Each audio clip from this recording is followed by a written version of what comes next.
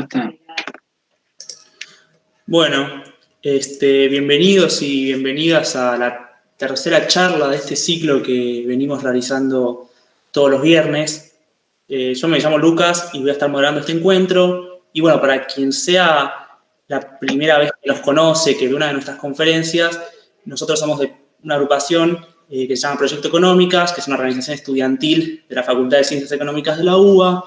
Y bueno, entendemos que a pesar del contexto de cuarentena, de pandemia, es muy importante que como estudiantes nos sigamos formando para poder entender y transformar nuestra sociedad. Y en ese sentido estamos organizando estas charlas. Hoy, particularmente, lo tenemos a Gustavo Ludmer, que va a ser nuestro orador, es economista, investigador del mercado de trabajo argentino, es doctor en Desarrollo Económico y profesor de Macroeconomía 1, que es una materia del segundo tramo de licenciatura en Economía en la Facultad de Ciencias Económicas de la Universidad de Buenos Aires. ¿Todo bien, Gus? Hola, Lucas, ¿cómo estás? Bien, bien. Bueno, gracias por aceptar ser orador de este encuentro. Y la idea era que pudiera venir alguien especializado en este tema, que es el mercado de trabajo, que pueda aportarnos un panorama actual de la situación. Está muy claro que la pandemia va a tener efectos negativos tanto en la calidad como en la cantidad del empleo, pero sería enriquecedor tener un estado de situación más específico de este contexto en el que, en primer lugar, el contexto en el que el mercado laboral argentino ingresa a la pandemia, ¿no? Que ya venía bastante en decadencia, ya nos vamos a contar. Y en segundo lugar, bueno, cómo esta va a repercutir en su desempeño. Y finalmente, también sería interesante conocer qué herramientas tiene el Estado para poder atenuar estas repercusiones, qué políticas públicas podría aplicar. Bueno, la idea del formato de la charla es que Gustavo va a arrancar presentando unas filminas y después, bueno, va a haber un espacio para que podamos realizar preguntas y profundizar más en lo que queramos. Así que bueno, ¿estás para arrancar la exposición, Gus? Claro que sí. Bueno, buenas tardes a todos. Gracias por los chicos, gracias a Juanpi de Proyecto Económicas y a todos los que integran el espacio. La verdad que para mí participar de estas cuestiones y poder discutir con estudiantes de economía y con futuros economistas, futuros colegas, es un placer. Los quiero felicitar por el espacio, por la militancia que le ponen día a día. La verdad que yo los tengo a los dos chicos, a Lucas y a Juanpi, como ayudantes en el curso de Macro 1 de la UBA y es un placer. La capacidad de laburo y la capacidad de militancia que tienen es infinita, así que felicitarlos también. Un perro, un bebé, así que si se escuchan ladridos o gritos, sepan disculpar, pero bueno, la cuarentena nos tiene a todos en este espacio, que es chico, pero el corazón es grande. A ver, un par de cuestiones y paso a la presentación. Me parece interesante que sepan, que nos contextualicemos en que esta es la principal, digamos, es la pandemia más fuerte desde 1918 de la gripe española. Ahí mi suegro el otro día me contaba algunas cuestiones de la epidemia de polio de la década del 50 y un rebrote en principio del 60, pero no hubo cuarentena como se estableció ahora. Y los afectados eran los niños, ¿sí? Con lo cual, a diferencia de esta situación en la cual hay una gran mortandad, en aquel entonces no hubo cuarentena, no se cortó la actividad económica, sino que a lo sumo se cortaron las clases.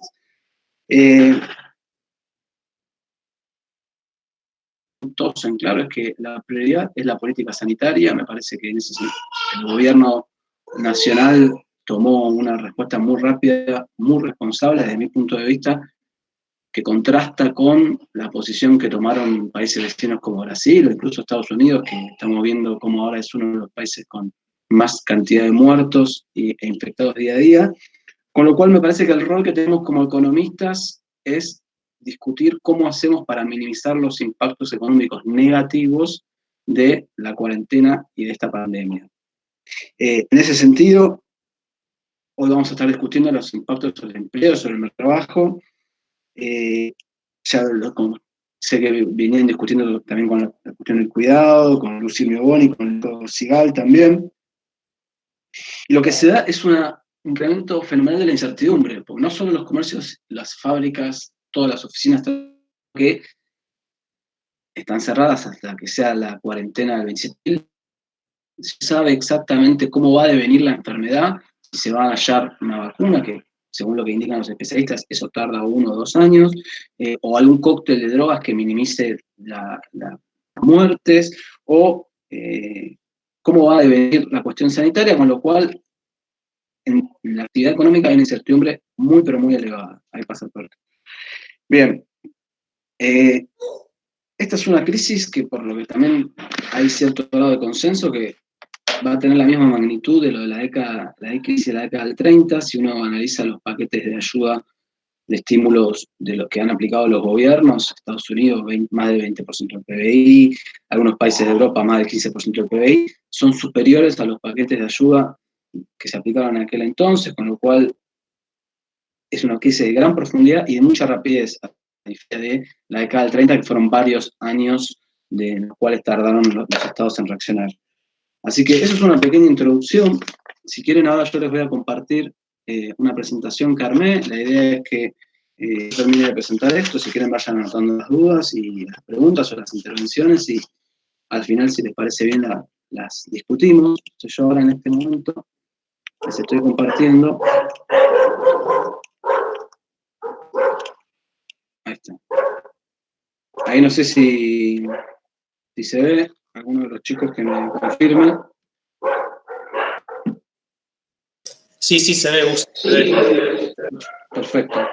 Bueno, entonces, hoy es Mercado de Trabajo de Argentina en tiempo de coronavirus. ¿Cómo pensamos con Juan Pablo y con Lucas la presentación? Bueno, un primer eje que sea cómo es históricamente, tradicionalmente, la estructura del mercado de trabajo argentino. Un segundo eje de esto de cómo llegamos unos 5 o 10 años a la situación de la pandemia. ¿Cuáles son los impactos de la cuarentena según los distintos segmentos del mercado de trabajo argentino? ¿Cuáles son las políticas públicas que se implementaron al momento? ¿Y cuáles son algunas ideas que pueden ser útiles para el futuro? En primer lugar, yo soy de los que creen que el mercado de trabajo, a diferencia de la corriente, si quieren, más neoclásica, a diferencia de la corriente neoclásica, soy de quienes creen que el mercado de trabajo está integrado por distintos segmentos de trabajadores que poco tienen que ver entre sí. Por lo cual, las dinámicas de funcionamiento de cada uno de esos segmentos va a ser diferencial del resto, y una política pública que uno aplique para un segmento puede no ser efectiva para otro. Eso es un poco para tratar de entender la mejor forma de abordarlo de política pública. Bien, en primer lugar, ¿cómo es la estructura del mercado argentino, digamos? Argentina tiene una población total aproximadamente de 45 millones. Esto de un trabajo de un colega y amigo, Daniel Stenga, hay unas filminas que se las tomamos prestadas a él, que me parecieron muy valiosas para presentar. ¿Cómo se compone la población total? Bueno, hay 21 millones de activos y 24 millones de inactivos. Generalmente los inactivos son niños, son adultos mayores, son ames de casa, si quieren, o estudiantes, demás. Los activos, económicamente, tenemos 2 millones de desocupados y 19 millones de personas que están ocupadas. Esto ustedes lo van a ver bien en la materia de cuentas nacionales. Dentro de los ocupados, en aproximadamente 14 millones de asalariados, es decir, personas que trabajan en una relación salarial, que todos los meses tienen un salario. 4 millones de trabajadores cuentapropistas o independientes, es decir, que no tienen una relación salarial y que generan su propio ingreso. Prácticamente 1 millón de patrones y 200.000 trabajadores familiares sin remuneración. Eso para que sean unas distintas categorías ocupacionales y cuánta gente estamos hablando dentro de cada una de ellas. Los asalariados, el sector privado aporta más o menos 10 millones de empleos y el sector público 3 millones y medio. Acá estamos considerando sector público municipal, nacional y provincial. ¿Sí? La cantidad de empleos públicos, la gran mayoría son maestros y personal de la salud. Y del sector privado, estamos hablando que hay 6 millones de formales y 1,5 millones de trabajadores asalariados informales. Con lo cual, esto es una pequeña presentación del mapa. ¿Cómo se completa? Bueno, dentro de los trabajadores que no son asalariados, que son o cuentapropistas o patrones, o trabajadores familiares, esta cantidad de trabajadores informales, perdón, 3,5 millones de informales y prácticamente 1 millón de trabajadores formales, 1,5, justo acá me lo tapa. ¿Cuáles son históricamente los segmentos más vulnerables, si se quieren? Bueno, los que están desocupados, los asalariados informales y los no asalariados informales. Estamos hablando de más o menos 9 millones de personas. Esos son los que históricamente tienen problemas en su inserción en el mercado de trabajo, que está asociado a intermitencias en la desocupación o caídas en sus niveles de ingreso. Y es lo que el Estado ha podido, sobre todo a partir del año 2010, 2011, con la asignación estatal por hijo, brindar cierto grado de ingreso mínimo para garantizar su subsistencia. La asignación estatal por hijo, acuérdense, es un ingreso para los trabajadores informales o los desocupados según sus hijos. Fíjense, ¿por qué decimos que son los sectores más vulnerables? Porque en materia de pobreza, la pobreza no afecta por igual a los hogares según sea un trabajador. Por ejemplo, desocupado, el 70% de los hogares con trabajadores, jefes de hogar desocupados, son pobres. Y solo el 30% no son pobres. Los trabajadores cuyo jefe de hogar son asalariados informales, estamos hablando de un 48% de hogares.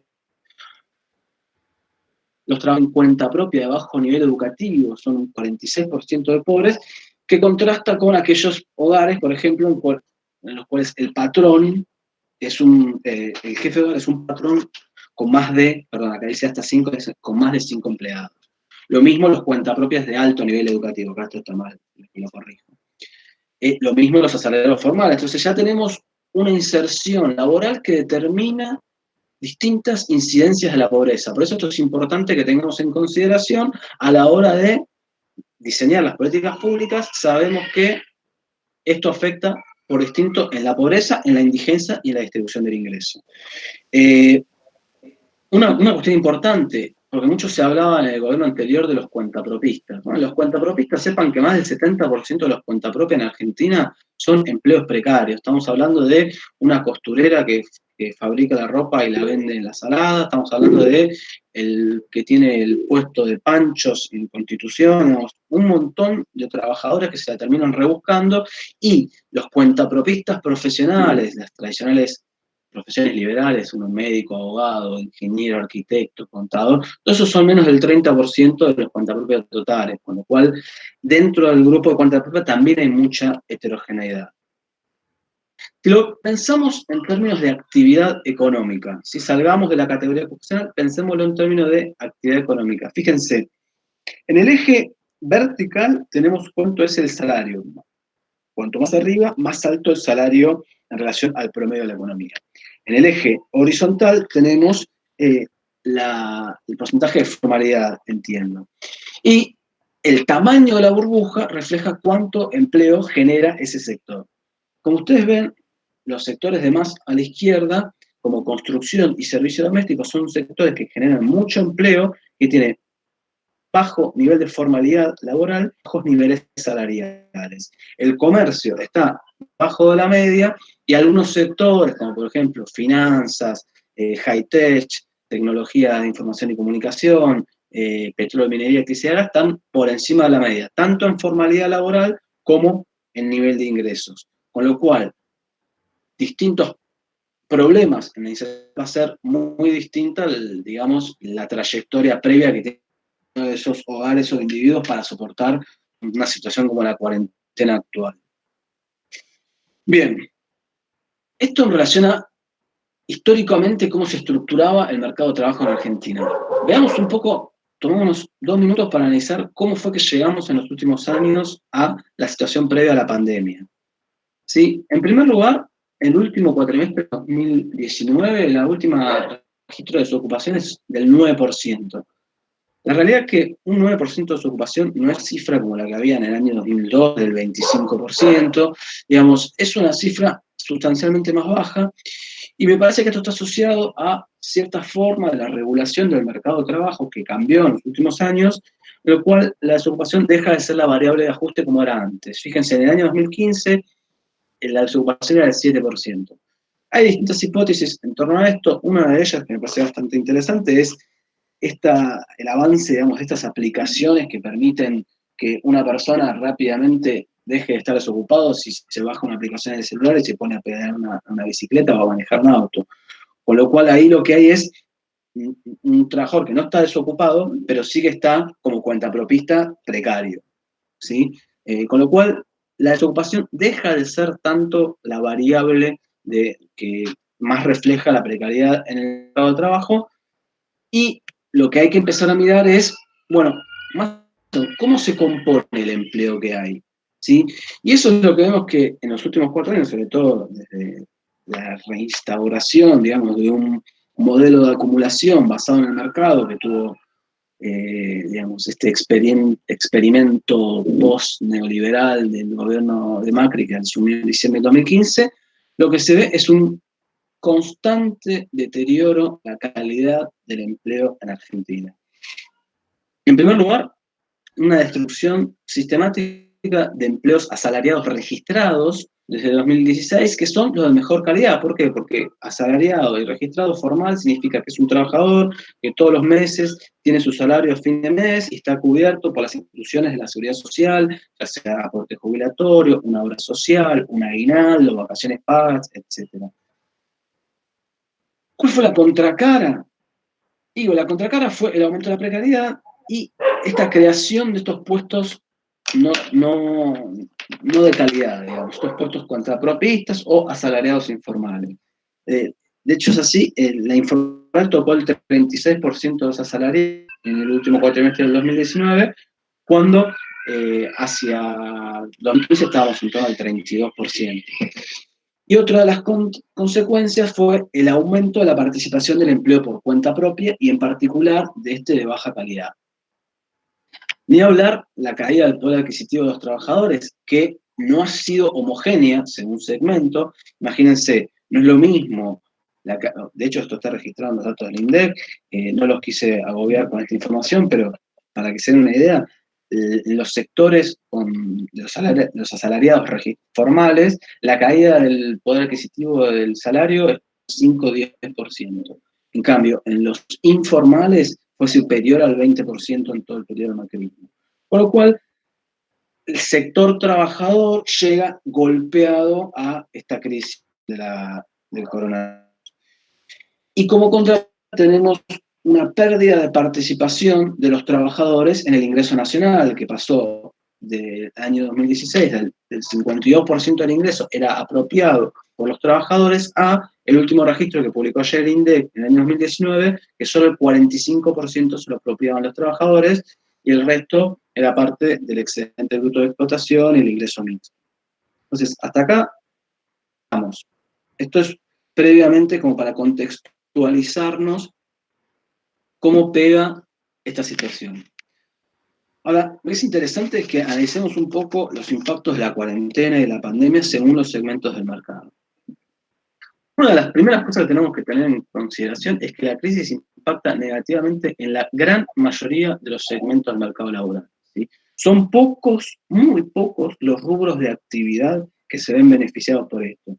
A mí tenemos la fabricación de barbijo, la fabricación de congel, la bandina, algunos productos de limpieza, y al sector salud, porque como el sector salud gran parte está asociado a las obras sociales y el empleo se va a deteriorar, y como el empleo es el que fija los sociales, también se va a ver deteriorar el sistema de salud, lo mismo el sistema de prepagas, lo mismo el sistema público que se va a ver afectado, con lo cual les diría que gran parte de los sectores de la economía argentina la crisis le va a impactar negativamente. Obviamente eso va a depender, el resultado final del impacto va a ser heterogéneo, si no es lo impacto, si quieren, de la pandemia en la salada que en mercado libre, ¿sí? Con lo cual, el rubro de actividad ahí tiene mucho por decir. Ahora bien, una primera distinción que uno podría hacer es, bueno, ¿cuáles son las actividades exceptuadas de la cuarentena? Uno analiza un poco, alrededor del 33% de las actividades están exceptuadas. Tenés el campo, la salud, parte del comercio de supermercados, mineristas de proximidad, de alimentos, algunos sectores industriales y la fabricación de alimentos, la fabricación de medicamentos, bueno, esto de la bandina que decíamos antes, algunos del transporte de pasajeros, algunos deliveries, la parte de restaurantes, lo que es para llevar, la distribución de combustible. Bueno, estos sectores, exceptuados de la cuarentena, podrían estar mejor que los no exceptuados. Eso, en general, pero también tiene sus limitaciones. ¿Por qué? Por las actividades que no fueron exceptuadas, que tienen que hacer la cuarentena, pero que siguen trabajando normalmente, como por ejemplo los servicios profesionales, los servicios financieros, las telecomunicaciones, algunas partes de la enseñanza. Bueno, Lucas, nosotros con los chicos seguimos dando clases de macroeconomía en la UBA, con lo cual, en ese sentido, el teletrabajo actúa como salida para algunas profesiones. Entonces, fíjense que el teletrabajo, al habilitar que algunas actividades sigan funcionando, admite que este 66% de actividades no es que están todas mal.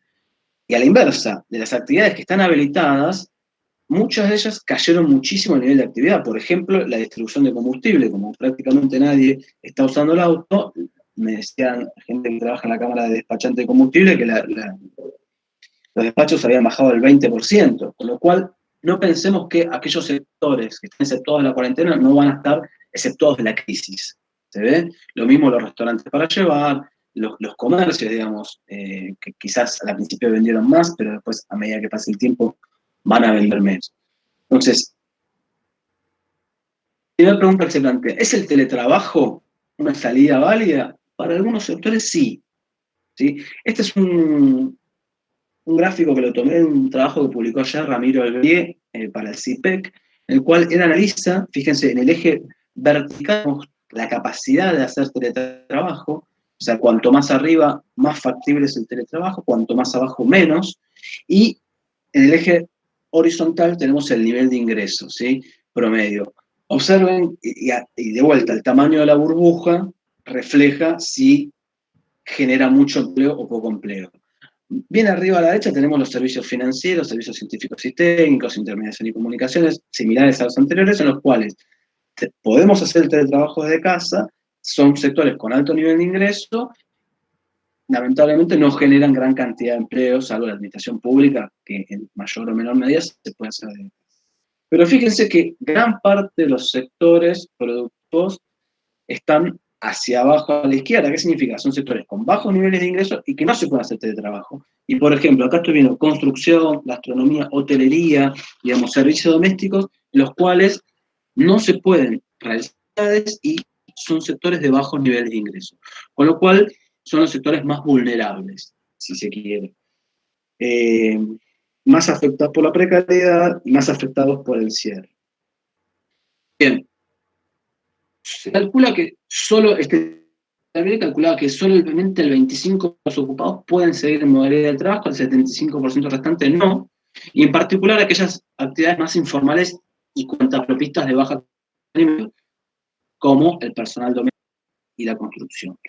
Con lo cual existe consenso entre los distintos economistas que estudiamos el mercado de trabajo, en el cual la crisis del coronavirus pegará más fuerte en aquellos segmentos de trabajadores de menores recursos.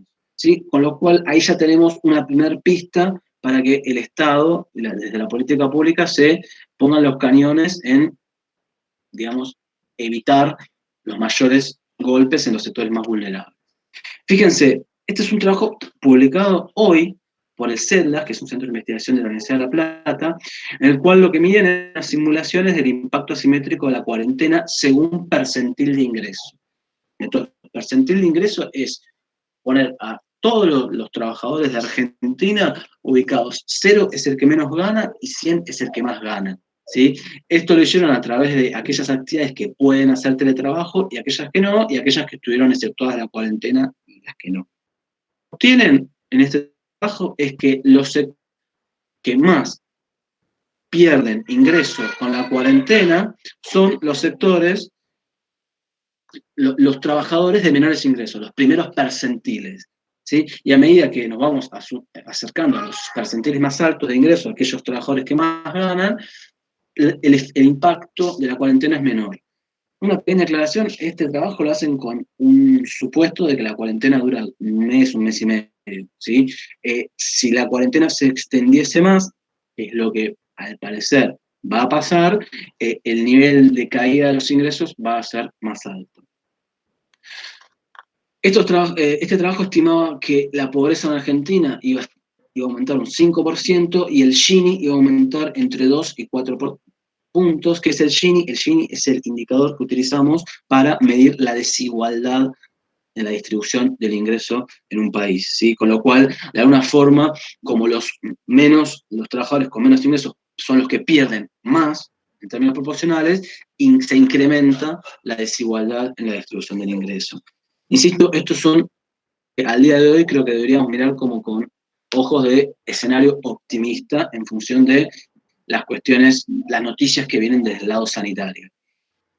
Políticas públicas implementadas al momento y algunas ideas para el futuro. Sí, me parece que acá el Estado actuó rápido en materia, digamos, sanitaria, el Estado argentino, el gobierno argentino actuó muy rápido en materia sanitaria, lo que nos permitió claramente achatar la curva y no tener al momento un sistema sanitario colapsado y una gran cantidad de muertes, y algo similar hizo en materia de ingresos, me parece que nació a ser por hijo, digamos, y distintas herramientas que ya fueron bien utilizadas, por lo cual, por el lado, si quieren, de la demanda, porque también tratamos de analizar, le da al consumo, le da a la persona, es el lado de la ayuda a la empresa, es el lado de la oferta. Bueno, por el lado de la demanda, la verdad que el gobierno se viene manejando relativamente bien desde mi punto de vista, y hace un par de semanas lanzó el ingreso familiar de emergencia, que confirmado ya tenemos 7,8 millones de argentinos que lo van a recibir.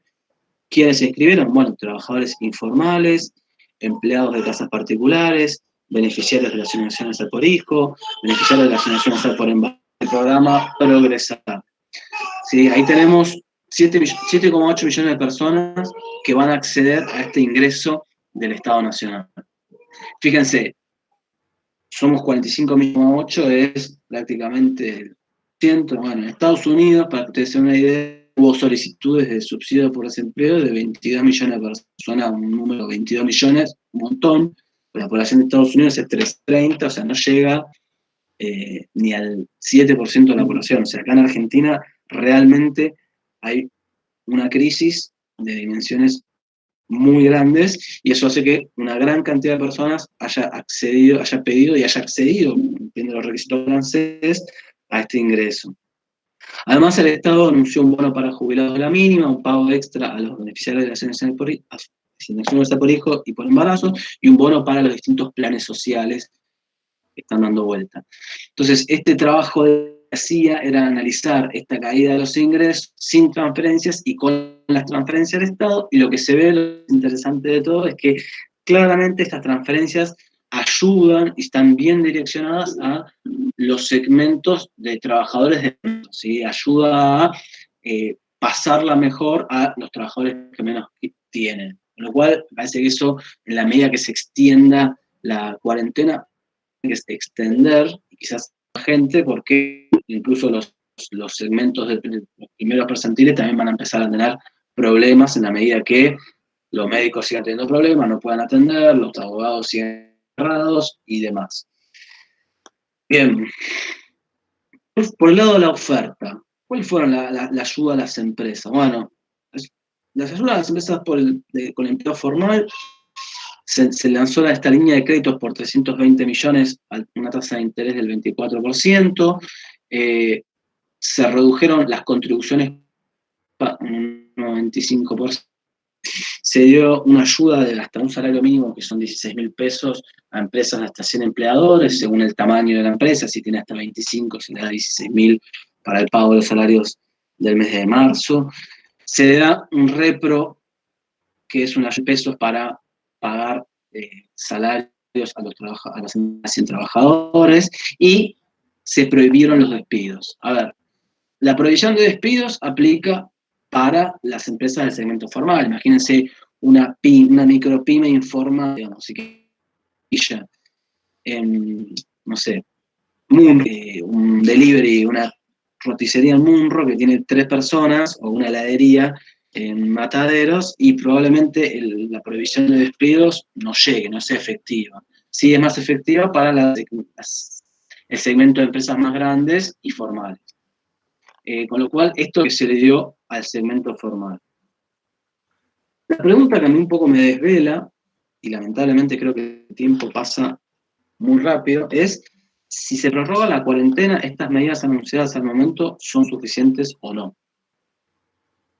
Yo lo que creo, esto lo charlo con distintos trabajadores y empresarios y con economistas de distintas posiciones políticas, es que estamos pasando de una crisis de liquidez a una crisis de solvencia. Y acá me tomo un segundo para explicar qué es una y qué es la otra.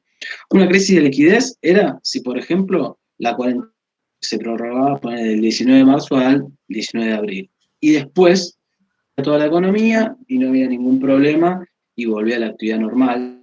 Liquidez significa que las empresas ese mes no realizaron, no tuvieron la plata, para eso se puede dar un al mes siguiente se recupera todo cuando realidad.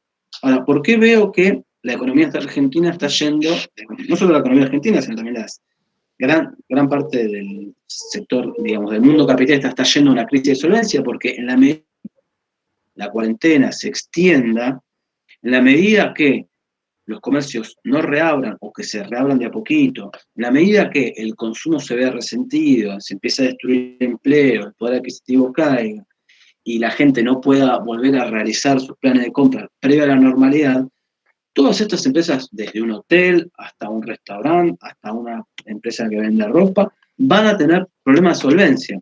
Con lo cual, el crédito que se le dio para el pago de salarios para el del mes de marzo no va a ser suficiente. ¿Por qué? Porque el empresario va a decir, mira, por más que me diste un crédito, yo me endeudé para pagar la nómina salarial de marzo, no puedo producir en abril, no puedo producir en mayo, no puedo producir en junio, con lo cual, y cuando pueda, si querés vender en julio, agosto, septiembre, cuando se empieza a levantar, voy a vender poco, él no es solvente, me conviene quebrar. En la medida que pase nos acercamos hacia ese escenario, van a empezar las quiebras masivas de empresas, y cuando quiebran masivamente las empresas, los segmentos de trabajadores más formales son los que se van a ver perjudicados. No solo los desocupados y los informales y los cuentapropistas informales, sino también la crisis del mercado laboral va a llegar a los segmentos más formales y más premium. Con lo cual me parece que en adelante, claramente, es diseñar otras herramientas para seguir preservando la salud del mercado de trabajo y evitar un aumento masivo de la desocupación, de la precariedad y de la caída del ingreso. Quiero darles un ejemplo. Yo hice mi tesis de doctorado en el sector textil y de indumentaria en Argentina. Quiero darles un ejemplo para que ustedes se den una idea de la heterogeneidad que existe, no solo, si quieren, entre el sector textil, el sector de software y con el sector aeronáutico, sino la heterogeneidad que existe al interior de cada uno de los sectores, lo que pone un fuerte, digamos, un fuerte desafío para el diseño de la política pública, porque si vos estás de funcionario, vos decís, bueno, yo quiero hacer una política para tratar de ayudar al sector aeronáutico, una política para tratar de ayudar al sector textil y indumentaria, yo te voy a decir, bueno, sector textil y indumentaria, vos no podés hacer una sola política, tenés que hacer varias según el segmento de comercialización o fabricación que se trate. Un ejemplo. En Argentina tenemos un segmento de marcas premium entre 80 y 100, un segmento de grandes retail como Zara, Falabella, Coppel, un segmento de supermercados que venden ropa, una gran cantidad de locales comerciales barriales, ¿sí? Comercio de proximidad que venden ropa, y lo que se llama las saladitas y manteros. Entonces, esos establecidos también tenemos unas compras públicas, generalmente están abastecidos por dos segmentos de comercialización mayorista, Flores y La Salada, ¿sí? La Salada abastece fundamentalmente a saladitas y manteros, y en menor medida a locales comerciales de todo el país, y Flores a locales comerciales de todo el país. A medida que nos vamos acercando hacia la base de la comercialización minorista, son más cantidad de oferentes, son pequeños puestitos. En La Salada hay más de 7.500 puestos de venta mayorista. En La Saladita se estima que hay más de 50.000 puestos de venta, digamos. Hay manteros, hay también en todo el país, digamos, es una gran cantidad de oferentes informales, ¿sí? Esto es importante, a medida que nos vamos hacia la base de la pirámide hay más nivel de informalidad, a medida que nos vamos hacia el vértice de la pirámide hay mayor nivel de formalidad impositiva y laboral, y lo mismo pasa con el precio, a medida que vamos para arriba hay mayor precio. Entonces lo que quiero decir es que en los segmentos más informales, la salada, los manteros, las saladitas, los que no están pudiendo vender ropa, a esas empresas, si quieren unidades, ni siquiera decirle empresas, unidades productivas, yo creo que la política va a tener que llegar en forma de este ingreso familiar extraordinario de emergencia. ¿Sí? Es al costo que se quedó, que cosía y fabricaba, y ahora la salada quedó cerrada, le vas a tener que dar los 10.000 pesos para que esa persona coma. ¿Sí? Cuando se levante la cuarentena, esa persona, como es una unidad productiva informal, tiene bajas barreras a la entrada. ¿Qué significa esto? Que rápidamente se va a poder poner a confeccionar de vuelta y a vender porque no hay una empresa formal detrás, no hay el pago de impuestos, no hay un local comercial con un alquiler importante. Digamos, son distintas características que hacen que haya mucho diferente y que rápidamente se pueda recomponer el tejido, si quieren, de la base que tiene una gran informalidad y una gran cantidad de empleo. Ahora, los segmentos más formales del mercado, las marcas PRI, quieren en los locales comerciales, tenemos que pensar otras herramientas desde la política pública porque en la medida que, insisto, empiecen las quiebras, cuando empiezan las quiebras, se empiezan a destruir los empleos más formales y ahí es donde no se recupera tan sencillo.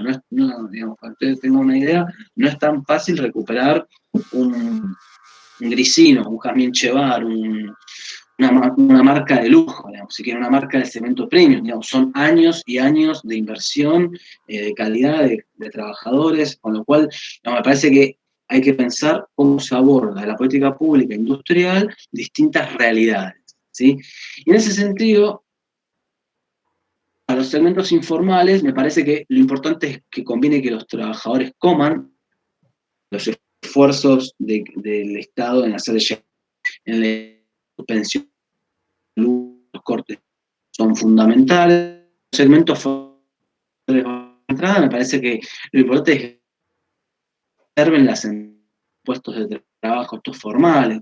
¿Cómo hicieron otros países del mundo? Es interesante ver la experiencia para armar esta charla que hicieron estuve hablando con colegas que viven allá y me contaron que Italia es el Estado italiano de los trabajadores. Obviamente que acá no tenemos los recursos para poder pagar los sueldos a techín, proponiendo eso, pero va a haber que afinar el lápiz de cuáles son los sectores activos que necesitan en mayor medida una ayuda del Estado, porque con créditos no se garantiza la insolvencia del negocio y va a haber que tomar medidas distintas a las que se tomaron hasta el momento. Uno puede decir, en defensa del gobierno, bueno, mira, hasta el momento, digamos, la prioridad es la política sanitaria, se vino haciendo bien, para el pago de sueldos de marzo se había garantizado, de hecho, muchos empresarios también rompieron el chanchito y los pagaron, me parece bien, sí. ¿Querés arrancar la idea de vuelta? Porque me parece que se te entrecortó el audio cuando arrancaste a decir lo de Italia. Dale, lo digo de vuelta. Lo que digo hicieron otros países del mundo para, digamos, minimizar los efectos negativos en el mercado. Y en ese sentido es el Estado garante de última instancia. Preservar en los segmentos más informales que la gente, ¿sí? Después el segmento informal rápidamente se va a recomponer. En el segmento formal, garantizar la vivencia de los puestos de trabajo formales y de las empresas. Y para eso vas a necesitar que sea el Estado el que subsidie directamente a los trabajadores. ¿Sí? Claramente esto va a haber que afinar el lápiz, no tenemos los recursos que tienen los Estados europeos, pero me parece que sí es necesario una medida distinta a la que se tomó hasta ahora, sobre todo si en adelante se confirma esta trayectoria política de la política sanitaria, que lamentablemente la cuarentena se tenga que extender en el tiempo e ir reabriendo poquitas actividades de a poco para evitar nuevas, digamos, olas de contagio. En ese sector, los sueldos de los trabajadores en Inglaterra, en España, están haciendo lo mismo que nosotros, a las empresas, digamos. Parece que en ese sentido lo que necesitamos es un Estado muy activo, con mucha capacidad de hacer política pública, y también lo que necesitamos es la necesidad de financiar esa política fiscal, digamos, porque todo muy lindo, pero salga el voluntarismo de el Estado tiene que gastar más en esto, cobrar menos impuestos. Bueno, no, está bien. Eso tiene un límite, digamos. La capacidad de emitir moneda tiene un límite, hay límites legales, y no hay que orgánica Banco Central, con lo cual parece que el desafío en los próximos días y semanas es, bueno, ver cómo podemos hacer para financiar el Estado, digamos, para financiar esto, a que la gente coma, para financiar que las empresas no quiebren y demás. En ese sentido, a mí me gusta mucho la leyenda de Robin Hood, me gustaba que haya alguien, si quieren, pobre, y me parece que si contextualizamos en esta necesidad, el impuesto a las grandes fortunas, que afecta a personas que tienen más de 3 millones de dólares, claramente va en el sentido correcto de de financiar esta crisis, si se quiere, con los que más tienen, digamos, con los que más margen. Con lo cual me parece que esto también tenemos que tener en consideración nosotros. Bueno, pensar cómo podemos hacer para financiar el Estado, digamos, porque acá hay mucho por gastar, digamos, hay mucho por cubrir. Así que bueno, eso es una de las discusiones que se están dando en este momento. Y a modo de cierre, quiero hacer algunas conclusiones y pasamos a la parte de preguntas. A ver, insisto, estamos en un trabajo sumamente heterogéneo. Históricamente los segmentos más vulnerables son los ocupados y los informales, para los cuales el Estado ya tiene cierto grado de red de protección. La problemática es de una gravedad inédita en el último siglo, ¿sí? Inédita, digamos, no sabemos su duración, no sabemos cuán profunda va a ser. Digamos, me parece que esto requiere urgentemente que estemos todos pensando cómo hacer para solucionar esto. Primero, preservando la mayor cantidad de vidas, y segundo, minimizando el aumento de la pobreza y la destrucción de empleo.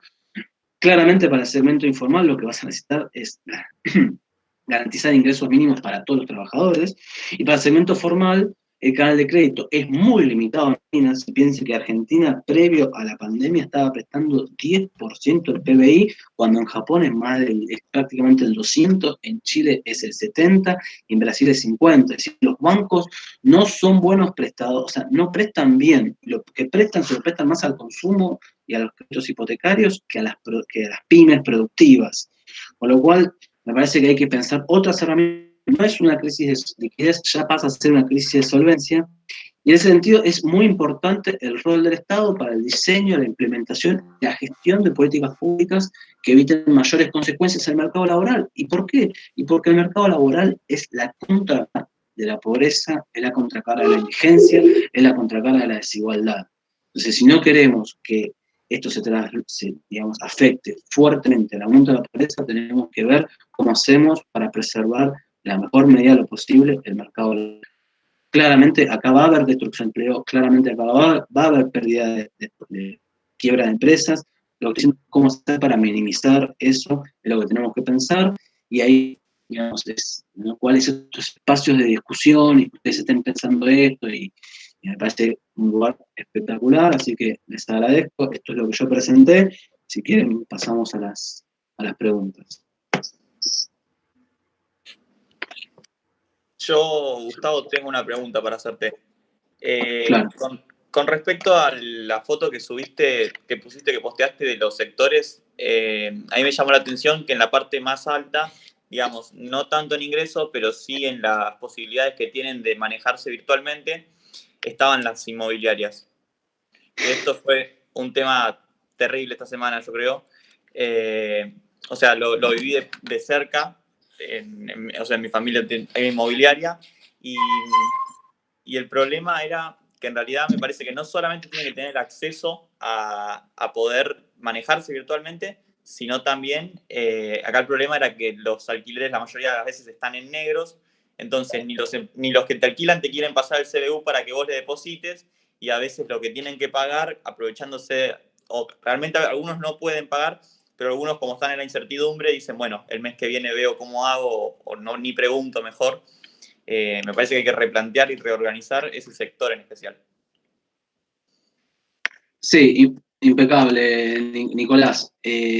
A ver, lo interesante es que esto nos agarra en el medio de un proceso en el cual distintos sectores con distinto nivel de intensidad estaban yendo hacia el teletrabajo, hacia formas de pago virtual, hacia e-commerce, digamos, con mayores niveles de intensidad. Claramente las inmobiliarias eran uno de los más atrasados, si se quieren, porque, digamos, la formalización, si quieren, el teletrabajo o el blanqueo de las transacciones comerciales a distancia implica el blanqueo impositivo. Entonces, para sectores que gran parte de los contratos de alquiler no están declarados, implican un desafío triple, ¿sí? Espero en ese sentido haberte respondido a la pregunta. ¿Cómo se imputa? Ahí Martín Liotta hizo una pregunta. ¿Cómo se imputan los individuos con planes de trabajar esta distribución? Martín, los planes de trabajar mutaron mucho. Pensá que ahora solamente quedan ellas hacen y generalmente se computan como ocupados, ¿sí? Son claramente ocupados precarios, pero son pocos, son menos de 1 millón, para que se den una idea. No estamos en el año 2002 en el cual había 2 millones de plan de trabajar, ¿sí? Hoy es marginal lo que queda. Sí. Yo tengo otra pregunta. Sí, claro. Perdón, prendo la cámara así no es tan impersonal.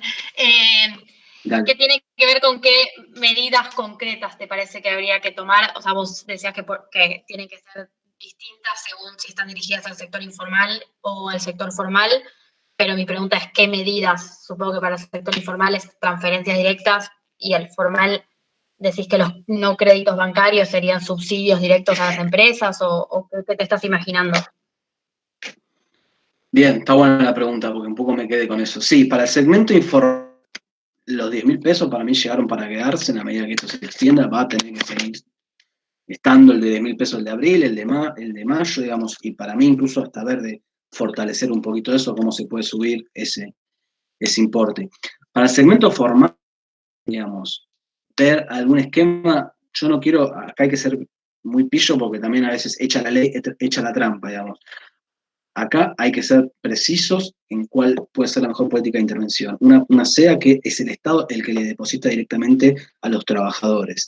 Obviamente los recursos no son ilimitados, con lo cual va a haber que seleccionar en cuánto se deposita, a qué trabajadores. Claramente los trabajadores, es inviable que sea el Estado argentino el que le esté pagando el sueldo a un gerente de un banco. Me explico, digamos, lo que estoy pensando es que sea el Estado argentino que pague una parte del sueldo a, si quieren, a un trabajador comercio de proximidad acá en, no sé, Vélez Arfield, en el barrio, en Valvanera, ¿sí? Como esas MIPYMES de sectores más complicados que no tienen margen van a tener que directamente, es el Estado el que va a tener que pagar una parte de los salarios. Y desde ese punto, tiene una polémica, digamos, ahora la discusión, me parece que va a ser difícil que en la medida que esto se extienda en el tiempo, 3, 4 meses más de cuarentena, todos los trabajadores sigan cobrando el 100% de los salarios.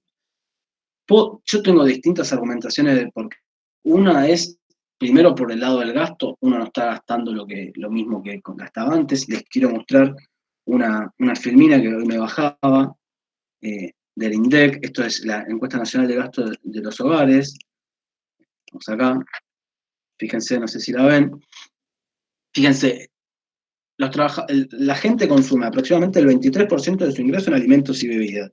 Pero después hay otros sectores de actividad, por ejemplo, recreación y cultura, el 9% que la gente gastaba, que hoy no se puede gastar, digamos. En transporte, 14%, digamos. En restaurantes y hoteles, 7%. Y bueno, la verdad que como esa gente no puede, digamos, gastar en eso, difícil que la economía se banque, que haya trabajadores de 200 lucas que sigan ganando lo mismo, digamos, y probablemente lo que se termina pasando es esto que ustedes van a ver estas semanas. Por ejemplo, hoy la UOM acordó que una reducción del 30% de los salarios para preservar la fuente de ingresos. ¿Qué están diciendo ahí los empresarios y los trabajadores? Digamos, una alianza entre los sindicalistas, las cámaras empresariales están diciendo, mira, para sobrevivir, digamos, así como estamos, va a ser muy difícil, digamos, tiré el iceberg, digamos, si esto sigue avanzando, vamos al iceberg. Entonces, ¿qué podemos hacer? Bueno, bajemos entre nosotros, acordemos cuánto es lo que podemos bajar del salario que vos no estás gastando para que a mí se me haga un poco más sencillo llegar. ¿Entendés? Para que el sector productivo sobreviva a esta crisis inédita que básicamente, chicos, si no se vende una prenda, si no se vende un producto, es muy difícil que las empresas al cabo de 1, 2, 3 meses hayan tenido el colchón suficiente para poder sobrevivir. Sí, digamos, son muy poquitas, digamos. Y acá no, estamos hablando que hay 600.000 empresas en Argentina, son el 95% pymes y de origen nacional. Con lo cual, no es que tienen una transnacional que le puede girar fondos, ¿sí? Ojo con pensar esto, de pensar al aparato productivo, al aparato empresarial como si fuese Techint.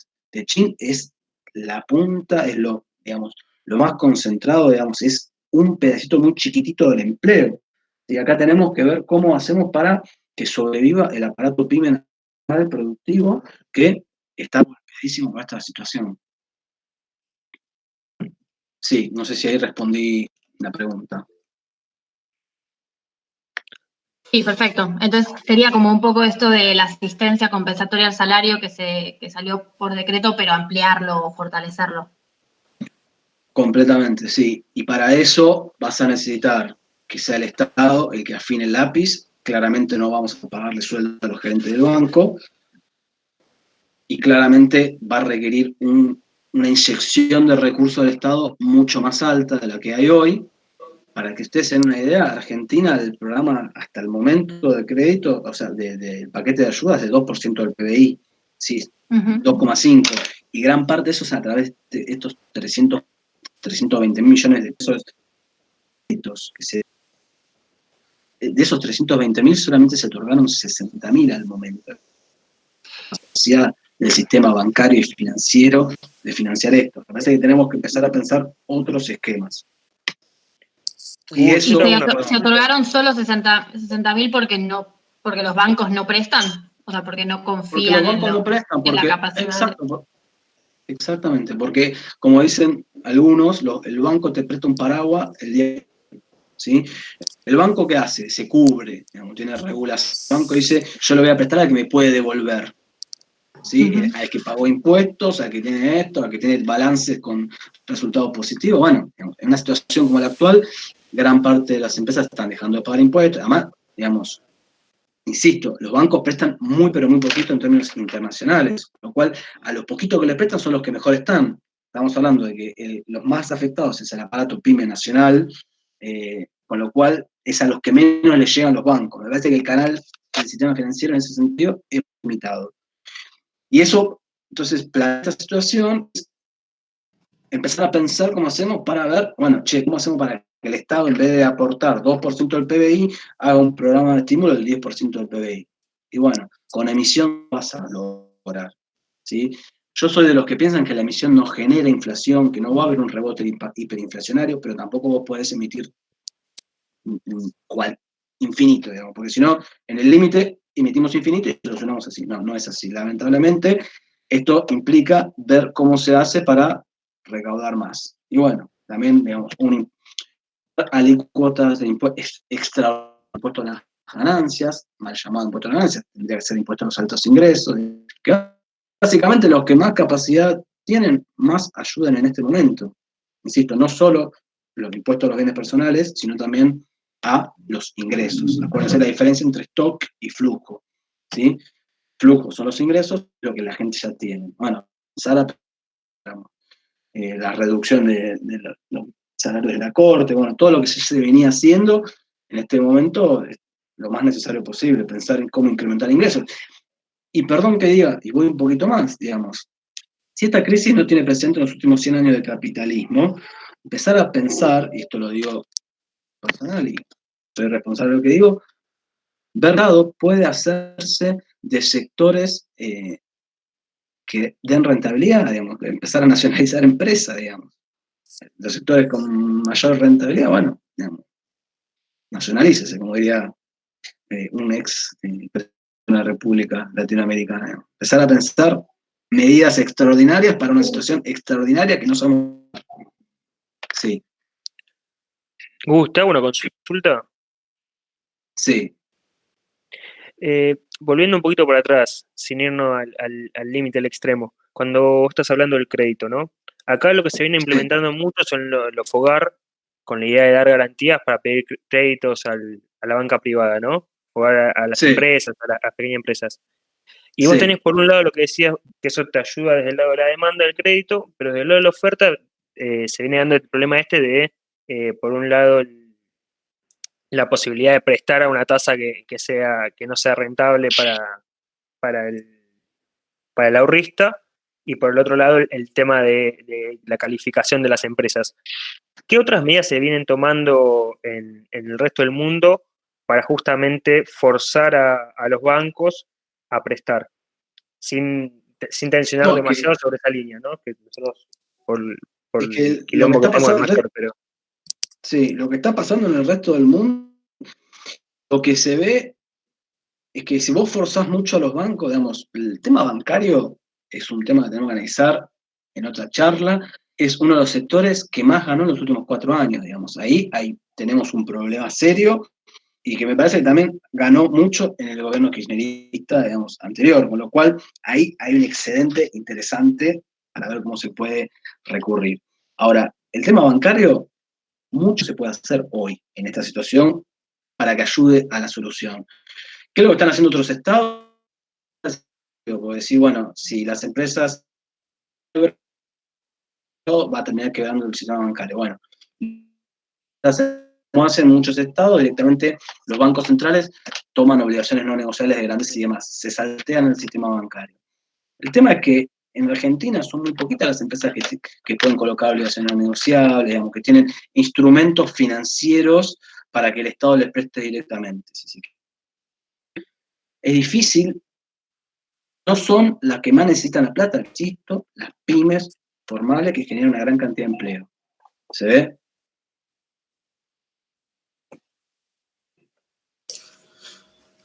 Gustavo, fíjate que tenés varias preguntas en el chat. Sí.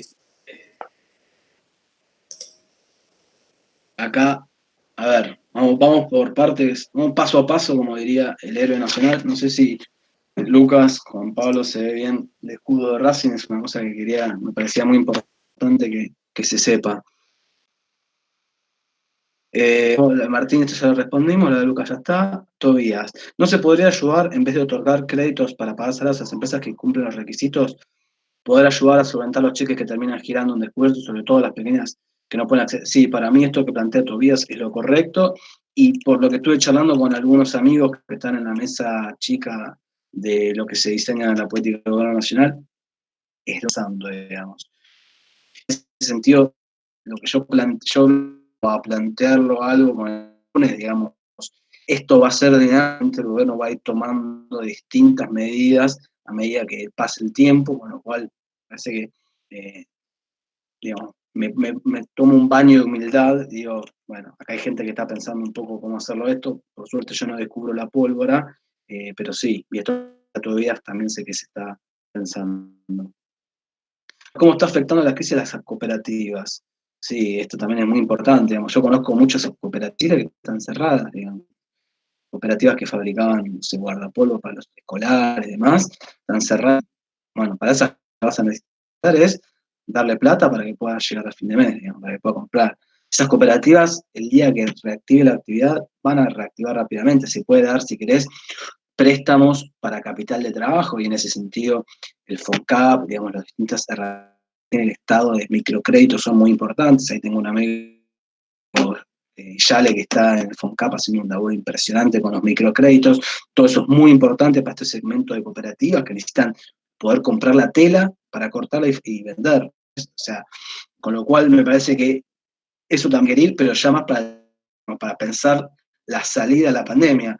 Para el momento de la pandemia, digamos, me parece que esa cooperativa que hoy está cerrada y que lo que corresponde es que esté cerrada, porque si no es mucha gente junta, todo lo que sea, bueno, decirle a la gente que estaba trabajando en esa cooperativa, ¿cuánto ganabas vos? 20 lucas, bueno, te doy 15, te quedas en tu casa tranquilo. Sí, perfecto, listo. ¿No te cagas de hambre? Listo.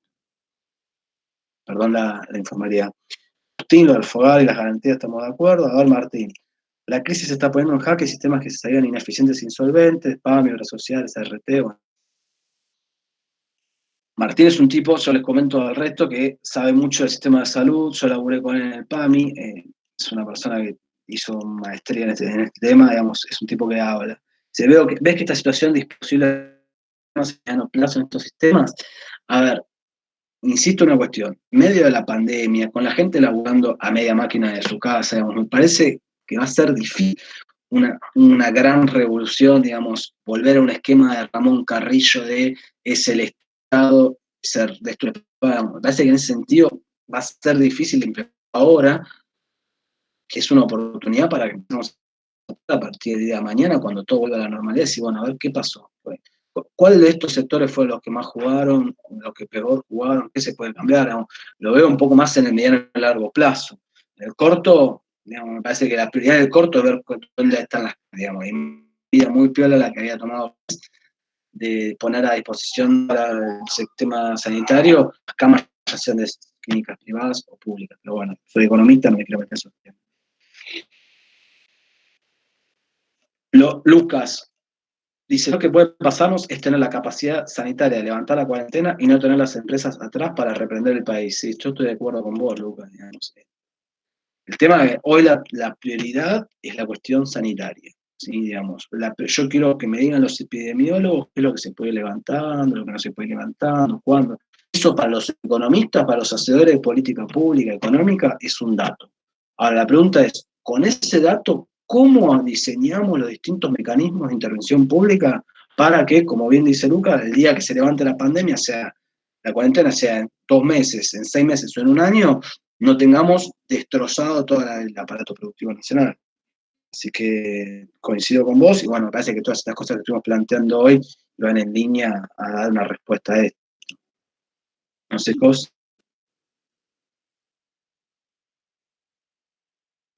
La veo a Carolina Loya, que también trabajó en PAMI conmigo, economista regrosa. Lucas, vos que sos el moderador, me tenés que decir cómo seguimos.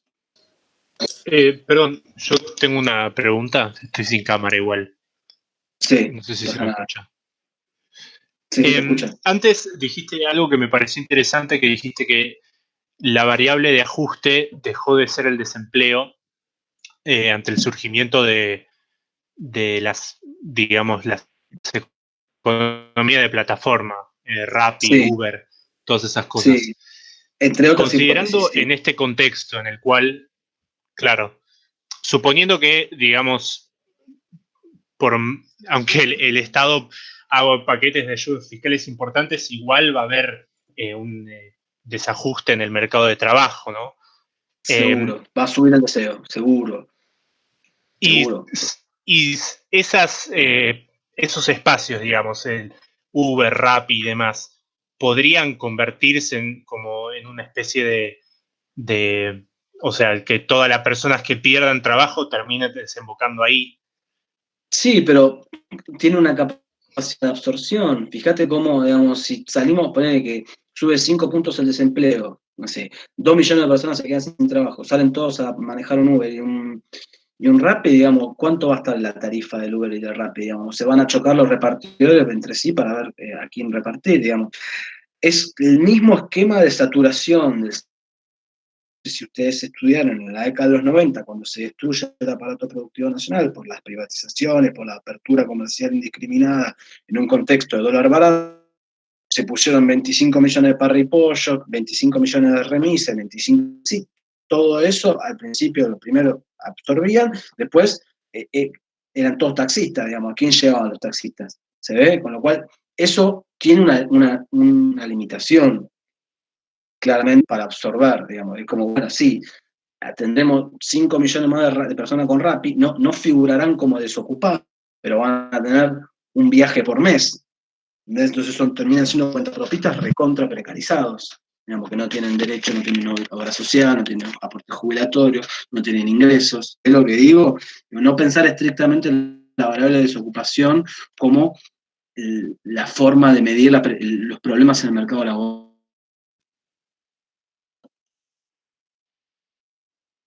Claro, claro.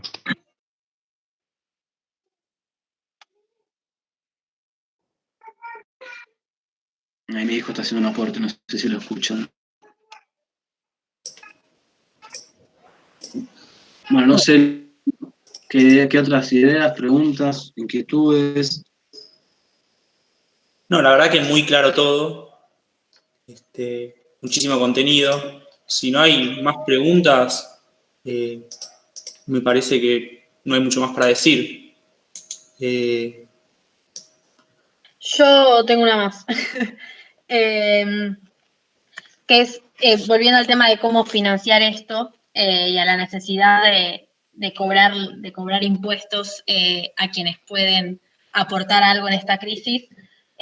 Bueno, el proyecto de ley que más viene resonando es del impuesto a las grandes riquezas, pero también hay otras ideas dando vueltas, como un impuesto a los bancos, incluso un impuesto, creo que a las grandes empresas. Esos distintos impuestos, ¿cómo los ves? Porque también hay un argumento de no, a las empresas que son las que tienen que encarar la recuperación después, no hay que cobrarles un impuesto, pero bueno, quizás algunas con una rentabilidad muy alta sí, bueno, eso no sé cómo ves quiénes son específicamente quienes deberían aportar algo en este momento. Está buena la pregunta que haces, María. A ver, un par de cuestiones generales.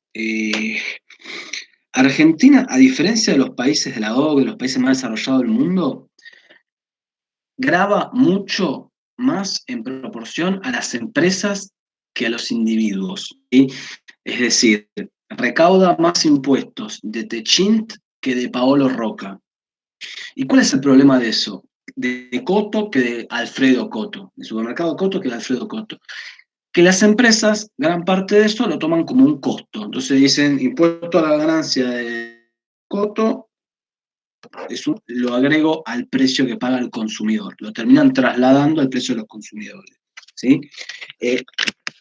¿Por qué es un problema? Bueno, porque infla los costos, infla los precios, explica, si querés, el diferencial de precios que tenemos en el costo argentino. Es uno de los factores que explica el costo argentino y no termina, o sea, la progresividad del sistema tributario disminuye, es decir, le recauda menos a los ricos porque los ricos lo trasladaron al consumidor. Con lo cual me parece que ahí el problema de gravar empresas va por ese lado, ¿sí? Ahora, insisto, no por eso no hay que gravar a las empresas. Vamos por parte. Por eso yo decía ir más hacia las personas. En relación a las empresas, hay sectores productivos.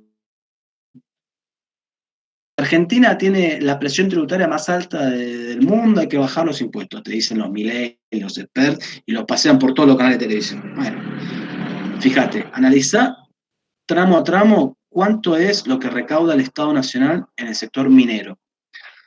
Analizá cuánto es lo que recauda el Estado Nacional en el sector de juegos de azar. Si vos hacer las comparaciones internacionales, tengo un colega que se llama Pablo Gallo, que fue becario doctoral del CONICET, y hizo su tesis analizando cuánto grababan los distintos países del mundo del sector minero. Argentina es uno de los países que menos graba la riqueza, o sea, la rentabilidad, si quieren, la renta minera. Y eso es un problema, porque nosotros tenemos una producción monopolizada por unas pocas empresas. Lo único que hacen es extraer el mineral en bruto y dejar muy poquita plata en Argentina, muy poco valor agregado y exportan el mineral en bruto. Entonces, hay sectores de actividad en los que claramente se puede incrementar la presión impositiva y sin ningún problema en términos productivos o que esas inversiones se van a dejar de realizar. Imagínense ustedes, muchos de ustedes eran muy chicos, pero entre el 2003 y el 2008 el derecho de exportación subió muchísimo, es decir, el impuesto a la exportación de soja subió muchísimo y aún así la gente plantaba soja hasta en la banquina.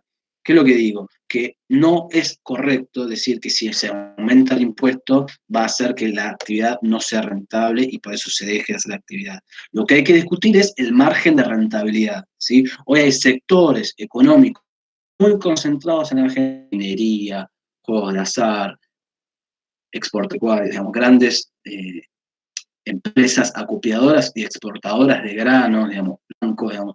Hay muchos sectores muy concentrados que tienen muy alta rentabilidad y que van a tener que ser los que empiecen a aportar más.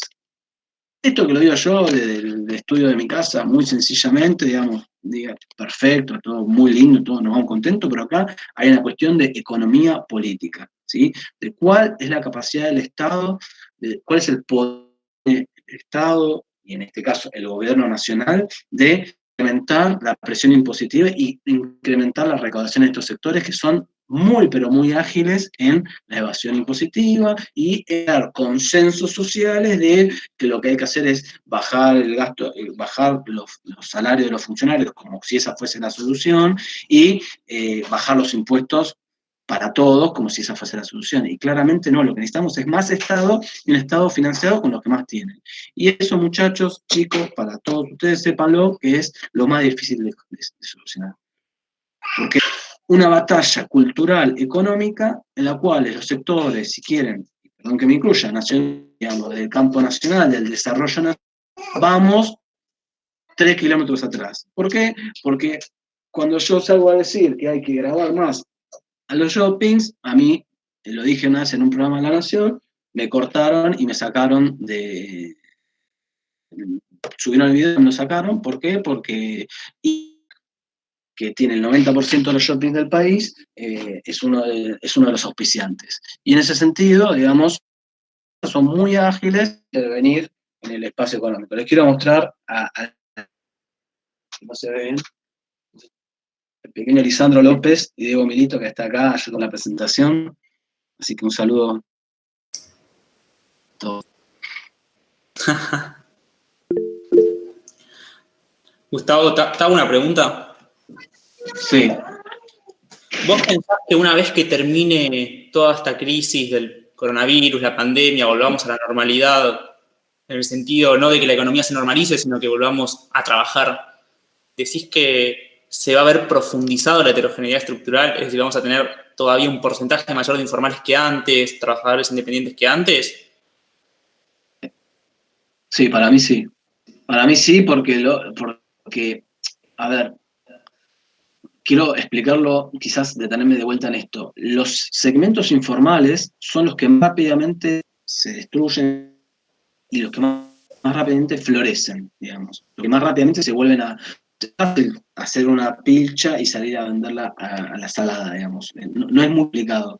Son bajas barreras a la entrada, o ponerse a vender un Rappi, un Uber, digamos, etc. En cambio, los segmentos formales, una vez que quebraron, son mucho más difíciles de reconstruir. Y como son los que tienen, digamos, mayores costos, mayor presión impositiva, mayor relaciones laborales formales, son los que probablemente más afectados van a estar por esta situación. Y, como decía uno de los chicos antes en el chat, son lo que Tobías, el día de mañana, lo planteó Lucas. Probablemente cuando todo esto termine, bueno, ¿cuáles son las empresas más formales que tienen la gente en blanco, que tienen todo lo, digamos, que sobrevivieron a esto?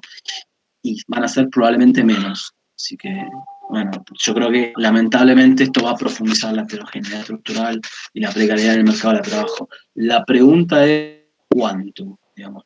Y la respuesta va a estar vinculada a cuál es la respuesta, capacidad del Estado de respuesta. A su vez, es función de dos cosas. Uno, de las capacidades técnicas de diseñar una buena política, porque de la boca para afuera somos muchos de que se pone a hacer una política pública, le digo, es mucho más difícil de lo que pensamos, y por eso están buenos estos espacios de discusión, y que ustedes estudien, aprendan, investiguen y se formen, de la capacidad política de implementar esas transformaciones, digamos, porque la verdad que en Argentina hay un sector muy importante, dato económico concentrado, que cuando uno quiere pensar algún esquema de solucionar las pymes, de todo lo más post-mercado laboral, se empiezan a poner palos en la rueda y no lo dejan tan fácilmente hacer.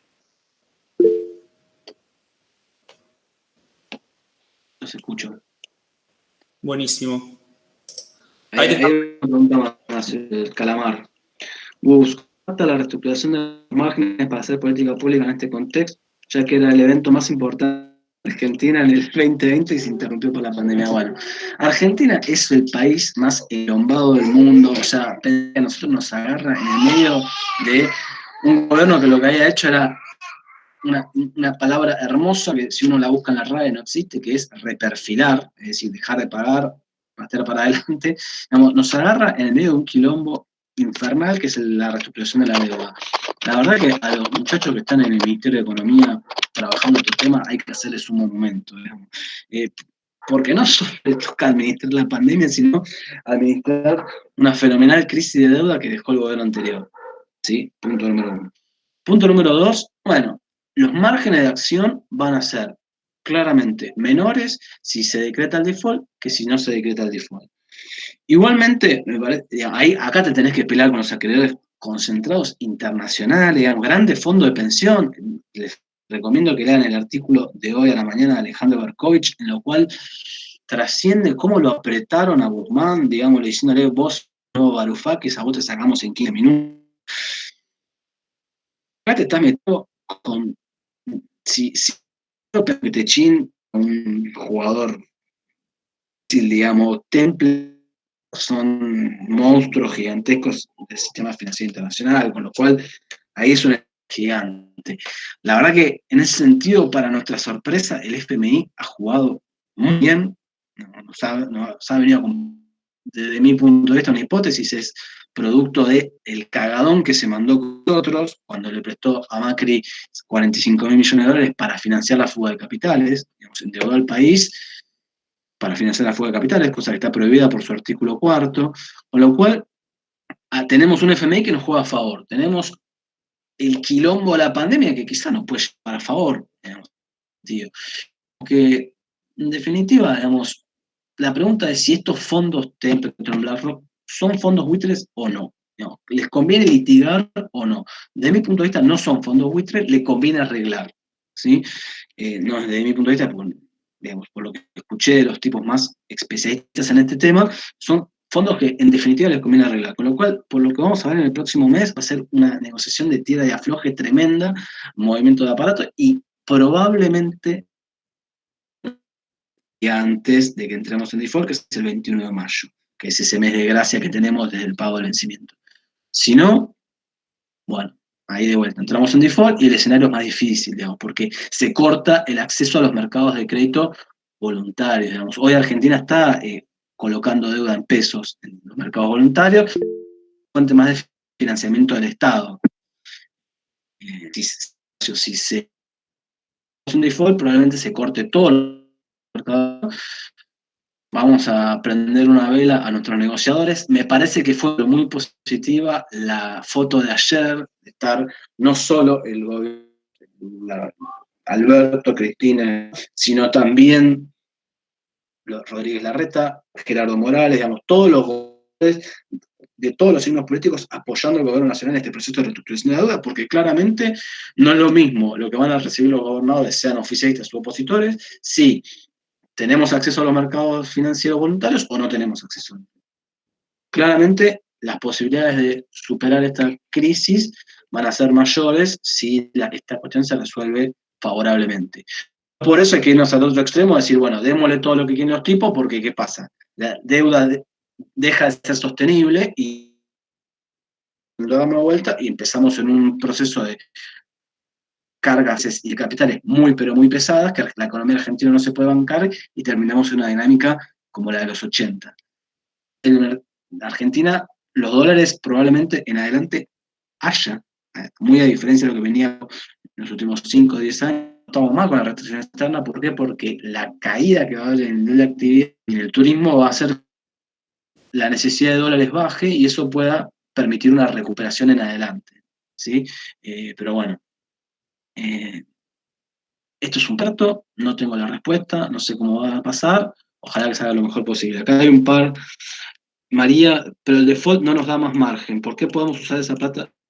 Pero el default no nos da más margen porque podemos usar esa plata para otra cosa. Sí, pero pará. El default es, vos decís, la plata que yo tengo que pagar un pago de intereses, la podría usar en otra cosa. Sí, está bien, María, pero vos pensás que si vos no gastás esa plata en intereses, pero también inhabilitás que el Estado argentino se pueda... ¿Sí? Entonces, no es solo la que vos estás gastando para que el Estado argentino no sale más. Y probablemente en los próximos 3 años, si se reestructura bien la deuda, vos tenés 3 años de gracia, no endeudás y podés seguir, no pagás deuda, pero podés seguir endeudándote, ¿entendés? Entonces no lo mires solamente de un lado, mirá de los dos lados. Eso le diría María. Así que bueno, eso es un poco las perspectivas en relación a esto. Se mete el quilombo en el medio de la pandemia, cosa que pone una dificultad adicional. Quizás es una oportunidad también, digamos, que los fondos estén un poco más conservadores y digan, bueno, arreglemos con esto para no tener que ir a litigar, qué sé yo. No lo sé, habría que ver. Vamos a ver qué pasa. A ver, preguntas acá en el chat no hay, en YouTube tampoco veo, no sé si alguno tiene alguna otra pregunta. A ver acá, Lucas. ¿El fondo no nos está dando una mano porque quiere cobrar el año que viene? Probablemente, sí. El fondo, hay un dicho muy interesante, que es que si vos le debes $1.000.000 o $1.000.000 a un banco, tenés un problema enorme. Ahora, si vos le debes $500.000.000.000 a un banco, el que tiene el problema enorme no sos solo vos, también el banco.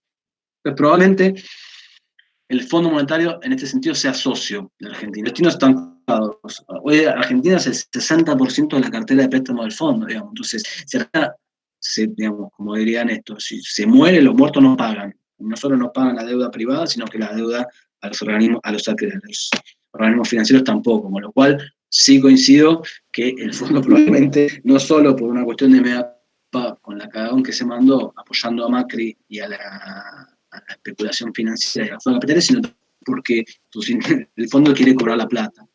Así que me parece que en ese sentido también está jugando ese argumento. Acá Juan Pablo Juan Pablo Joffre, ¿qué rol están teniendo los sindicatos en relación a la estructura del mercado laboral?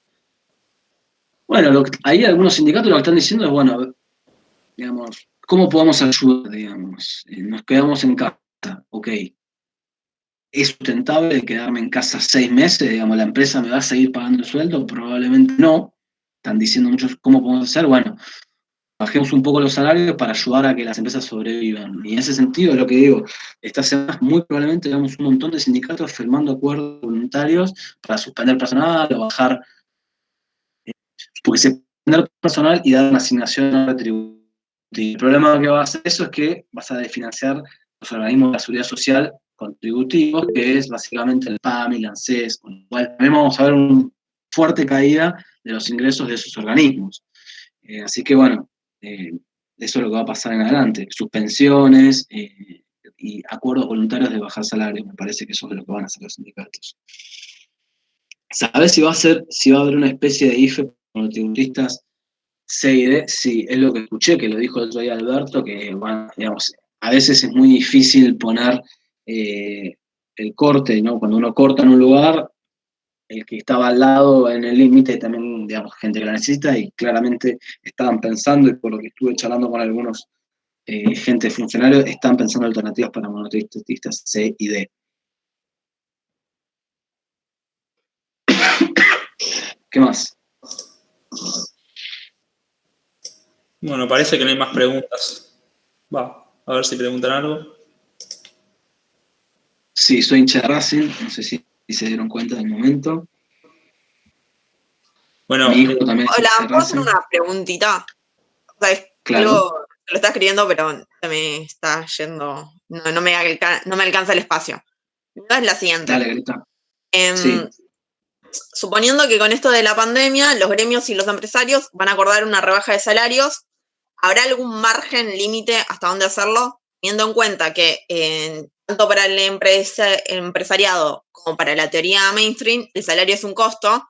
¿Cuál va a ser, si va a haber algún tipo, si podríamos pensar algún tipo de margen hasta dónde podrían hacerlo? Y pensándolo que en estos últimos 4 años los trabajadores tuvieron una gran pérdida del poder adquisitivo, menor o en mayor o en menor medida en función del trabajo que realizan, las paritarias que sus propios gremios acordaron a lo largo de estos años, ¿cómo relación va a tener con eso? Y, por ejemplo, justo hoy mencionaste el caso de la UON. La UON en estos últimos 4 años fue uno de los gremios que más perdió trabajadores, cuestiones de despido. Entonces, ¿cómo afecta esto de que acepte una baja de salarios y sumado a que su escala salarial no es de las más altas? ¿Qué solución podrían tener esos trabajadores? Y después, posteriormente, pensándolo en el día de mañana, cuando todo vuelva a la normalidad, esos trabajadores o quizás todos los trabajadores que en algún momento nos bajen los salarios, volveremos a salario que deberíamos realmente tener en ese momento, o vamos a seguir en función con la, no sé si se entiende, creo que se entiende, pero sí, con los salarios dados hasta la baja. No, a ver, punto número 1, esto es una medida extraordinaria. Yo, si soy el general de un sindicato, me pongo a ver cómo, digamos, yo, si fuese el secretario general de la bancaria, no aceptaría un peso de reducción de salario. ¿Por qué? Porque la banco la levantaron en pala y probablemente la sigan levantando en pala. Punto número 1.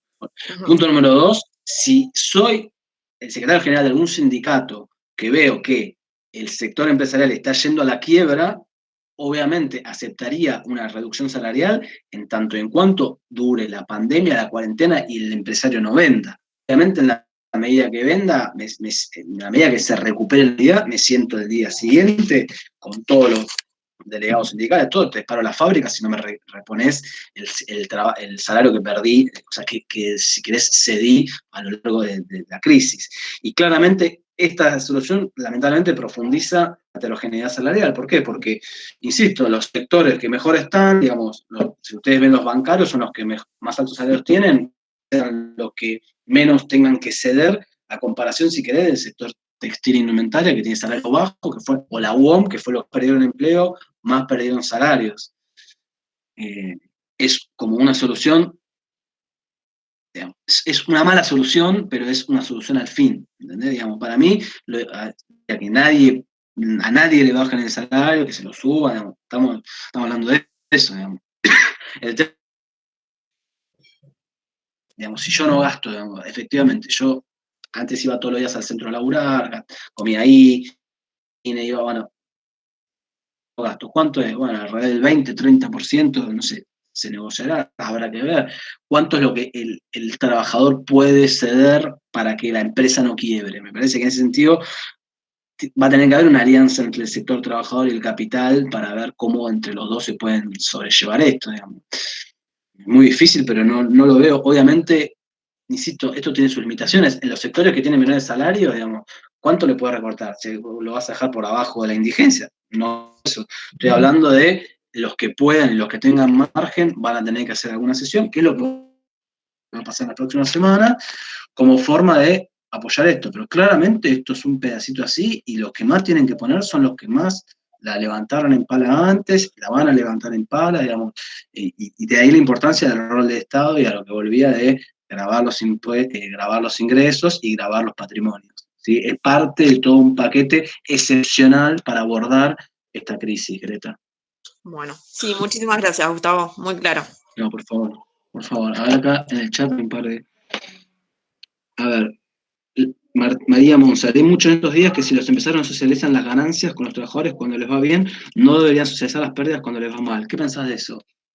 Perfecto, digamos, el tema es, la pregunta es, vamos por sector, analicémosla en la finita, porque hablar de los empresarios como un todo homogéneo es un error conceptual, ¿sí? Digamos, como dirían, en el promedio nos ahogamos los enanos, ¿sí? ¿Qué significa eso? Que si nosotros no queremos aceptar, digamos, si nosotros pensamos que todos los empresarios tenían margen y la tienen guardada para pagarnos 6 meses de sueldo, probablemente no estemos dando la dinámica de un montón de pequeñas empresitas que son muy grabadas. Lo que va a pasar es que van a terminar en la quiebra. ¿Sí? Por eso hay necesidad de segmentar la política y el aporte. Digamos, no es lo mismo lo que vas a tener que hacer con un banco que lo que vas a tener que hacer con un pequeño requisito. ¿Entienden? Por eso insisto en la importancia de analizar caso por caso. Acá hay. Lucas, ¿cuál es la diferencia de los impactos en el mercado laboral en los países desarrollados y los subdesarrollados? Bueno, lo mismo que antes, digamos, los desarrollados van a tener muchas más herramientas para sobrellevar esto que los subdesarrollados. Por eso la OIT, es interesante que sigan a la OIT, digamos, lo que está diciendo, pongan mucha más guita, digamos, condonen la deuda de los países más atrasados, más subdesarrollados, digamos. Esto pega distinto si vos venías a 90, con una autopista, con el cinturón de seguridad, con un buen auto, con armas, que si ves a 150 por una ruta toda rota, cinturón de seguridad y demás. Eso lamentablemente profundiza la heterogeneidad y las distintas situaciones a nivel internacional. Ana, sé que todo esto es muy hipotético, pero pensar en la medida de la baja de salarios no podría afectar aún más a los sectores informales y más vulnerables. Por ejemplo, el sector de empleo doméstico, no. Acá para mí el empleo doméstico no le tienen que bajar el sueldo. Yo pienso que en el empleo doméstico no tenés que bajar el sueldo. En los sectores más informales, chicos, digamos, ya se destruyó esa relación salarial. O incluso los cuentapropistas, digamos, pensemos en un sector informal. Yo tuve la oportunidad de mi recorrida, conocí los talleres que fabrican, digamos, esos tipos, a pesar de la pandemia, se dejó de vender y a los 3 trabajadores que tenían le dijeron, flaco, andate a tu casa, digamos, y gran parte de los trabajadores eran la hermana, la mamá, el primo, el cuñado, el vecino y el tío, digamos. En esos sectores más informales ya se destruyó la relación salarial. Por eso insistía que a esa gente lo que tenés que hacer es garantizarle el ingreso. ¿Sí? Lo que yo decía de la baja de salario va a tener que ser para todo el resto de los segmentos más formales, pymes, que tienen algún grado de formalidad impositiva y laboral, que son esas empresas que el día de mañana van a tener que reprender el país, como decían unos chicos antes. No sé si se entiende un poco mejor mi punto.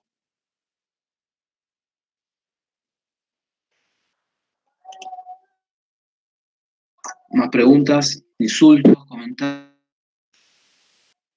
A ver, Ana insiste, me refiero a pensar en la baja de salarios formales que tienen en su dependencia a sectores que no están tan formalizados. Me refiero a pensar en la baja de salarios formales que tienen en su dependencia a sectores que no están tan formalizados. Sí, ahí la baja de salarios va a ser una de las herramientas. Yo insisto que me parece que va a ser el Estado que va a tener que salir a subsidiar directamente una parte de esos salarios, digamos. Y si se queda corto, por ejemplo, ahora con los repro, hay 10.000 pesos. Sector textil y indumentaria lo conozco de cerca, el salario es más o menos 35 lucas en promedio. Vos le subsidiás 10.000 pesos, es el 10.000 dividido 35 es el 25%. El 75% restante lo tiene que financiar el empresario. Bueno, son empresarios que no tienen mucho margen, vienen de años muy difíciles, digamos, no son Paolo Roca, insisto, son empresarios que, si te descuidas, laburan igual que el otro tipo, digamos, no tienen grandes ingresos, no se la van a bancar mucho tiempo. Con lo cual, el empleado puede bajar un poquito el sueldo, pero el Estado le puede dar un crédito, pero si no empieza a generar algún tipo de venta, quizás a través del e-commerce, o a darle alguna vuelta, esa empresa va a terminar yéndose al horno, digamos. Es la que va a generar esta crisis de solvencia y quiebras masivas que tenemos que tratar de evitar.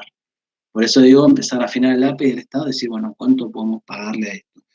Pagárselo directamente al trabajador para que no haya ningún vivo acá que se haga, que al río revuelto van a ser pescadores, también, digamos, diseñar un montón de mecanismos para que estén las empresas para la recuperación.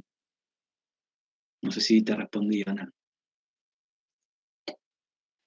¿Qué más? Lucas, ¿cómo venimos? ¿Están puteando para haberme invitado? Ahí hicieron otra pregunta.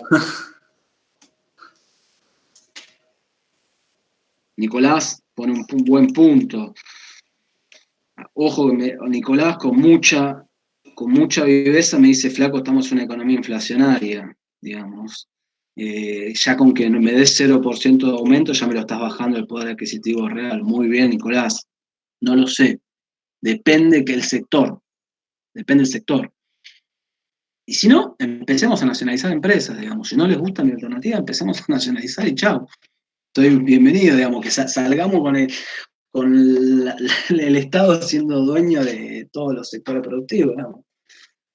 Es una alternativa, digamos, que se ponga a fabricar ropa o conviene que sea el Estado que fabrique medicamentos. ¿Cuántas balas vamos a quemar en nacionalizaciones? Juan Pablo dice expropiese. No, me parece que no tenés capacidades ilimitadas de expropiar, si querés nacionalizar, con lo cual digamos, estamos en un sistema capitalista, esto es un dato, digamos. Me parece que yo, si soy Estado, no quiero nacionalizar el sector textil y indumentaria, quiero nacionalizar los depósitos bancarios, quiero nacionalizar la fabricación de medicamentos, la minería, la exportación de productos agropecuarios. Gustavo Ludmer, de su casa en Parque Chas, insisto, de la boca para afuera. Esto tiene mucho más complejidades. No sé si me explico. Bueno, buenísimo, Gus. Muy completo todo, muy buena la charla, la presentación. Bueno, pero, a Muchas ver, gracias. chicos, una cuestión, no tengo todas las respuestas, digamos, ¿sí? Tengo ideas, esto es una crisis sin precedentes, me parece que estamos tratando entre todos pensar, digamos, hoy estuve, la verdad que esta semana de que los chicos me propusieron la charla, estuve tratando de leer, digamos, pensar, ver qué están diciendo, ver qué están haciendo otros países, ver qué se puede hacer, digamos, las capacidades del Estado no son infinitas, me parece que es interesante esto, que pensemos entre todos, es una crisis sin precedentes, acá no hay un manual de instrucciones, digamos, me parece que se está haciendo lo que se puede, en ese sentido, desde mi punto de vista, personalmente estoy tranquilo que está este gobierno y no está el gobierno anterior, conozco mucho de los funcionarios, de hecho muchos funcionarios fueron compañeros míos del doctorado en Desarrollo Económico de la Universidad de Quilmes, digamos, son gente formada, pero muchas veces las capacidades, digamos, no está la base crítica en la sociedad civil, y me parece que este espacio, este proyecto que ustedes armaron, esta charla, eso va recontra en el sentido correcto, y por eso quería participar, quería aportar mi granito de arena. Si quieren traer nuevas preguntas, disparar discusiones, no tengo todas las respuestas, así que lo dejo por eso, digamos, si alguno quiere hacer una apreciación, una idea, más que bienvenida, digamos. Ahí te hicieron otra pregunta. Grisel, ¿la reconstrucción del país depende de las pymes o van a tener que fomentar inversiones extranjeras? Acá hay una larga discusión, digamos. Yo no soy un tipo que, para mí las inversiones extranjeras no son malas ni buenas per se, así como la deuda tampoco es mala igual a per se. La pregunta es, ¿cómo vos, como Estado, como parte de un proceso de desarrollo nacional, guiás las inversiones extranjeras para que le dejen algo positivo al país? Si nosotros traemos, digamos, la década de los 90, que le dieron el negocio a las mineras, y no le pusieron 30 años que no le vas a subir impuestos, que le permitís sacar todo sin ni siquiera agregarle valor agregado acá, digamos, sin hacer nada, y eso no te sirve, digamos, no te sirve porque no te generan empleo, no te dejan divisas, no te dejan prácticamente nada, no te dejan impuestos. Si vos podés disciplinar, digamos, llegar a acuerdos con el sector extranjero para que les sea negocio, porque les sigue siendo negocio, digamos, y se suman y se traen, más que bienvenidos, digamos. Me parece que complementar el ahorro nacional con ahorro y con inversiones extranjeras, más que bienvenido. En ese sentido, para mí hay mucho que aprender de la experiencia desarrollista que hubo en otro país. No salirse de los dogmas de inversión extranjero mala, buena per se, digamos, eso hay que empezar a discutir, hay que afinar el lápiz, hay que ver cómo se hace, digamos, así como, insisto, otro dogma que muchos caen es deuda buena, deuda mala, no hay proceso de endeudamiento bueno o malo, digamos, la pregunta es un proceso de endeudamiento sustentable para financiar la ampliación de capacidades productivas y de exportación y de generar los dólares necesarios para después repagar esa deuda, o es un proceso de endeudamiento para financiar una fuga de capitales y una dolarización de carteras de sectores concentrados de la economía, como fue durante el macrismo, durante el menemismo y durante la última dictadura militar. Así que bajemos esos dogmas y ahí seamos más pragmáticos en analizar qué se puede hacer de bueno y qué se puede hacer de malo. Bien. ¿Estamos? ¿Qué más? Ahí te preguntaron por el chat sobre el acuerdo con China. El acuerdo con China, ¿no es un arma de doble filo? Cuando esto termine, ¿a quién le va a colocar los productos China? ¿No corremos riesgo de que nos invadan de productos? Es una buena hipótesis, una buena hipótesis. ¿Por qué? Porque hoy, digamos, China al principio, en febrero no estuvo produciendo, y la producción industrial de China cayó 30%. Probablemente China va a tener una gran capacidad de producción y eso genera desvíos de comercio y va a empezar a presionar los segmentos.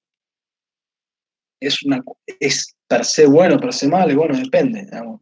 ¿Qué aportan los chinos? O sea, ¿qué vas a dar con ellos? Un swap de monedas, digamos, para garantizar que le compres, unas represas, digamos, ¿qué es lo que se acuerda? Bueno, depende, digamos. Depende de los términos del acuerdo, no conozco, igual no sé estrictamente a qué se refiere con el acuerdo con China, no es que ahora hay un acuerdo bilateral de comercio que se esté negociando, me parece. Pero sí, las relaciones internacionales hay que analizarlas palmo a palmo, digamos. La emergencia de China es un tema muy interesante para analizar. Digamos, el paso del tiempo dirá.